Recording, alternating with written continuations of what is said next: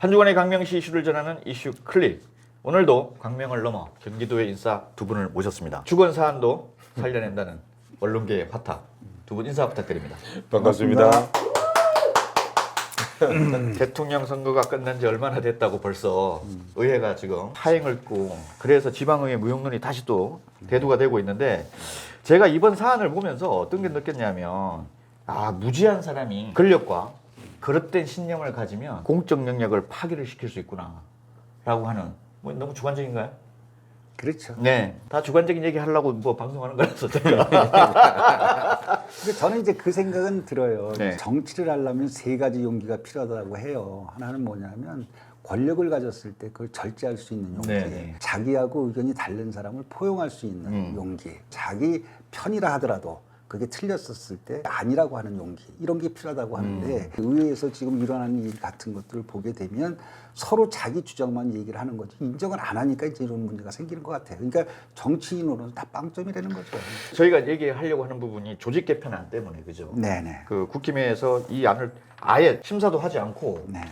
있어서 결국은 지금 의회가 파행이 되고 있는데 대화 타협의 기본적인 부분은 뭐냐면 주장하는 근거가 명확해야 돼요. 그렇죠. 이재한 시의원이 조직 개편안이 너무 졸속이다. 네. 다른 타 지자체에 비해서 준비가 안 됐다라고 해서 이거를 심사를 하지 않으니 집행부에서 여러 가지 보완을 해서 담당 과장과 담당 국장도 찾아가서 이렇게 보완을 하겠습니다라고 해서 올렸어요.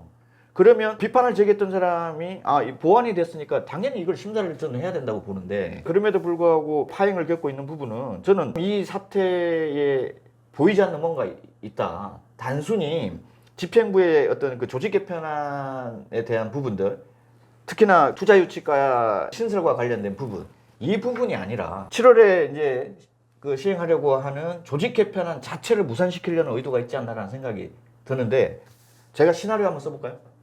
아니 우선 기본적으로 있는 내용을 얘기를 하자라고 하면 네네. 이번 이제 조직 개편 조례안의 주요 골자는 뭐 알다시피 일자리 창출과하고 기업 지원과를 통합을 해서 투자 유치과를 이제 만들자라는 거 아니에요. 네네. 근데 이제 투자 유치 팀이라고 하는 거는 존재했어요. 이게 이제 2020년도에 지역 경제과의 기업 유치팀이 있었고 그리고 22년도에 신도시 조성과가 생기면서 거기 또 다시 투자 유치팀이 생겼어요. 그래서 지금 이재한 위원장이 얘기를 하는 거는 뭐냐면 그간 해왔던 실적을 보게 되면 유명무실한 팀이 아니었냐.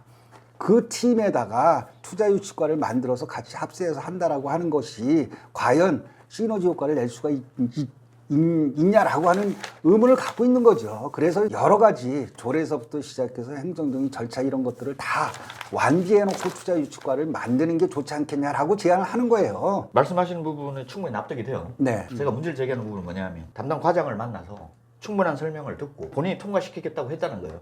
그거는 이제 담당 과장의 말이고 두 번째는 뭐냐면 이재한 시의원이 성명서를 발표한 부분은 집행부에서 전략도 없고 비전도 없고 공감 능력도 떨어진다라고 얘기를 하면서 비판을 했죠.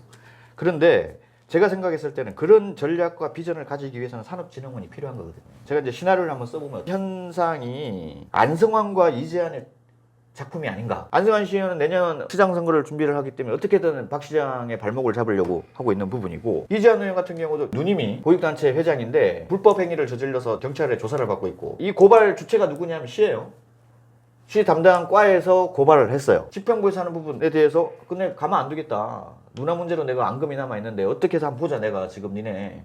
그러니까 뭐 이런 복합적인 마음이 있는 것 같아요. 그래서 한 사람이 권력을 갖고 그릇된 신념을 가졌을 때 특히나 그런 사람이 공적 영역에서 일을 했을 때 얼마나 많은 부분에 대해서 시민들이 피해를 볼 수 있냐라고 하는 단적인 예가 아닌가라고 생각을 하는데 하나만 더 덧붙여서 말씀드리면 투자 유치과 조직 개편안에 제가 봐도 좀 문제가 있긴 있어요. 그렇지만 이제 의회에서의 기능은 뭐냐면 그걸 지적하고 수정해 가는 것도 중요하지만 집행부에서 온 거에 대한 부분을 의회 내에서 가지고 들어와야 돼요. 그렇죠.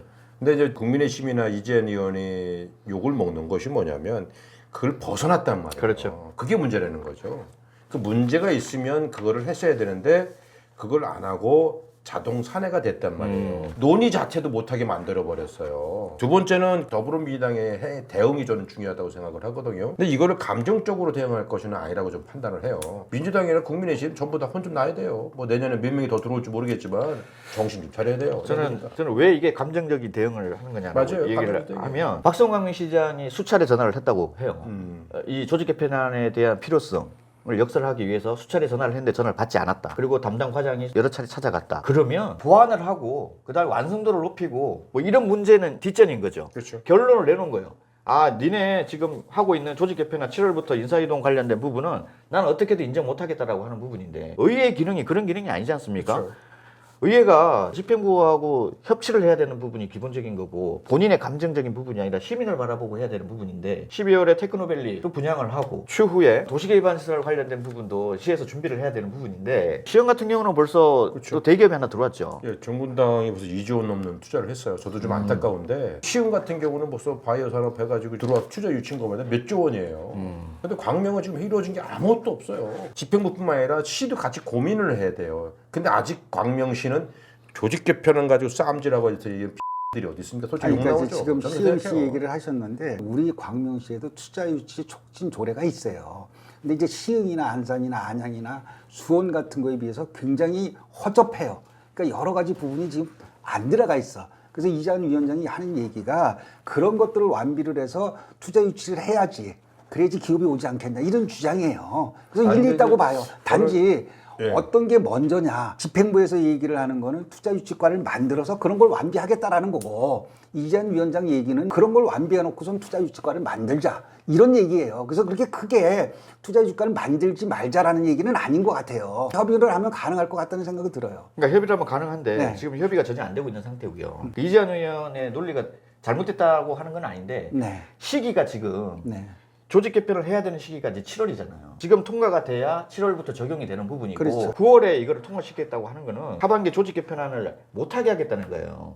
그래서 저는 의도가 불순하다라고 얘기를 하는 부분이고 감정적인 부분이다라고 얘기를 하는 건데 투자유치과에서 재정조례를 올리고 여러 가지 미흡한 부분을 보완을 하겠다라고 얘기를 하면 투자유치과의 자체에서 하면 돼요. 그렇죠. 하면 되고 이거를 다시 9월에 올리고 여러 가지 사항을 제안을 했다는 거예요.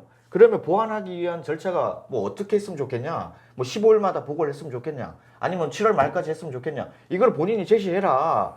제시하면 충분히 받아들이겠다라고 했는데도 9월로 그냥 몫을 박아놓고 우리는 그냥 노다라고 하는 부분은 시의원들이 사실 본인의 역할을 망각하고 있는 것 같아요. 이재한 의원에 대한 뭐 각종 얘기 좀 들리고 있잖아요. 그런 가운데 이런 일이 사태가 벌어지다 보니까 말을 하기 좋아하는 사람들이 얼마나 많이 그렇죠. 많겠어요. 이재한 의원도 처신을 잘못한 거고 비판을 받아야 된다고 저는 생각을 해요. 도를 넘어서면 안 되거든요. 본인은 시의원이기 때문에 시장이 아니잖아요. 그렇죠. 그다음 민주당은 이거를 풀어가는 과정이 너무 미숙한 것 같아요. 민주당이나 국민의힘 내년에 안 봤으면 좋겠어요. 그죠? 지역에서 이제 나오는 얘기는 이 조례안 중요하죠. 그러니까 시의회에서 역할이라고 하는 게 조례안 제정 개정하는 거하고 예결산 그리고 행정사무감사인데 파행이 되면서 11일 날 이틀 동안 자치행정교육위원회에서 2023년 결산 승인안 심사를 못 하고 예, 있어요. 지금 못하고 그렇죠. 중요한 걸 그러니까 놓치고 이게 있죠. 직무유기예요. 그럼요. 사실은. 예. 맞습니다. 그래서 이거는 뭐 더불어민주당이나 국민의힘의 문제가 아니라 양당의 문제인 거예요.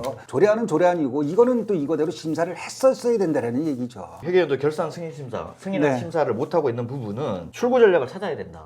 빨리 찾아야죠. 네, 결과적으로 이렇게 해서 그 승인안 심사를 못하게 되면 양당 모두 비판을 받는 부분이고 그 비난에서 자유로울 수가 없는데 이렇게 감정적인 부분에 치닫는 이유 중에 하나가 민주당 내에서 다른 생각을 갖고 있는 분들이 있잖아요. 민주당이 하나가 아니에요 지금.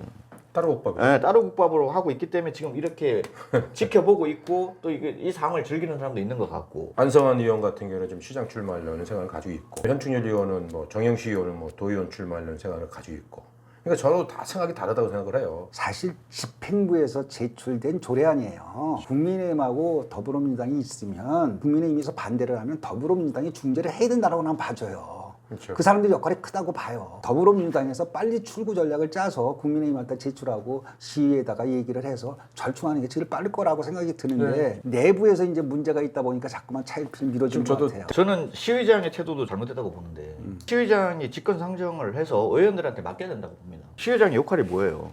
의회하고 집행부하고 충돌이 일어났을 때는 의장의 역할이 분명히 필요한 부분인데 이거를 뭐 상임위원장이 이거는 역할이다. 그래서 나는 할 수 없다라고 하는 부분은 이 사람도 저는 되게 무책임하다라고 생각이 드는 거고 민주당의 역할을 말씀을 하셨는데 전반기 때 여러 가지 문제가 있었을 때는 시장이 그렇게 적극적으로 나서질 않았어요. 근데 이번에는 이제 시장이 적극적으로 나서서 문제를 해결하기 위해서 수차례 상임위원장인 이재한 의원과 통화를 시도를 했는데 거절을 하고 받지를 않았다라고 얘기하는 것 자체가 저는 문제가 있다고 보고 시장이 직접 나서서 이 문제를 해결하려고 하는데 그럼 시장 이외에 어떤 사람이 나서서 해결할 수 있어요? 저는 불가능하다고 보고 이미 사안 자체를 무산시키겠다는 의도가 분명하다. 얼마나 제가 한심한 생각이 드냐면 이렇게까지 이 사람들이 원칙이 있는 사람이었으면 구본신 부의장 징계권 갔을 때 왜 그렇게 쉽게 고개 숙이고 들어갔어요? 지금 와가지고 막 원칙 있는 듯하게 이렇게 해.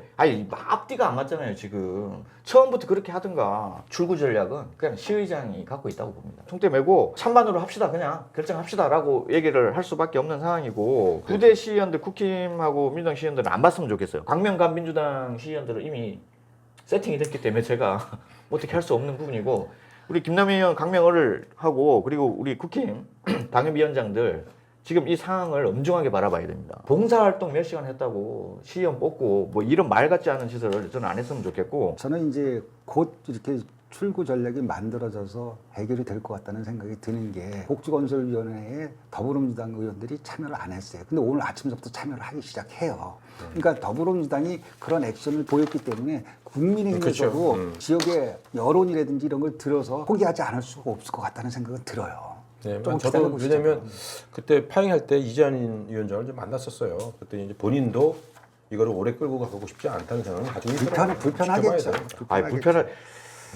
불편하고 사실 이게 소탐 대실이지 않습니까? 중미안산이 사실 이게 조직 개편보다 이 결산하는 심사가 더 먼저가 돼야 되는 거고 그렇죠. 굉장히 중요한 업무. 중요한 업무인데 이런 부분을 감정적으로 처리한다고밖에 볼 수 없는 그렇죠. 상황을 만든다. 이거는 뭐 누가 봐도 비판을 받아야 되는 부분이고 냉철하게 본인을 한번 돌아봐야 된다고 생각을 해요. 내가 지금 시의원으로서 자질과 자격이 있나? 특히나 초선 의원들 같은 경우는 처음에 어떤 마음으로 의회에 들어와서 어떤 역할을 본인이 하기를 바랬는지 모르겠으나 지금은 시민들이 바라는 그런 기대치와는 너무 차이가 있다.